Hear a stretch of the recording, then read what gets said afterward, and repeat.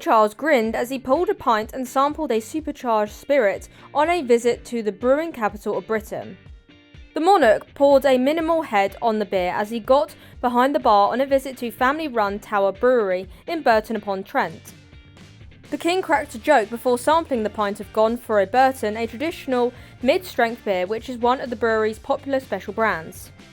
Owner John Mills, who poured a pint beside the monarch, said, "Are you going to have a slurp of that, sir?" In reply, the king chuckled, noting that if not, he was in the wrong place, holding up his glass. In reply to this, the king said, "To your very good health," before taking a sip. Mr. Mills then told the king about a 41% proof liquor he had created with a colleague called the Spirit of Burton, explaining that it could not be called a whiskey as it is not matured but was a distilled version of one of his strong IPAs. The king reportedly sniffed the clear liquid before taking a sip, and then he said, interesting." He had said this laughing, adding, "Yes, it's supercharged." King Charles was given a brief history of the town's brewing background from Dr. Harry White, chair of the National Brewing Centre in Burton. He was told how India Pale Ale had become synonyms with Burton after the first beers were shipped from the town to India back in 1822. King Charles was given a bottle of Spirit of Burton to take home, as well as several bottles of IPA and a bottle of 1902 King's Ale, which was brewed by the newly crowned Edward VII back in 1902 during a visit to the base brewery.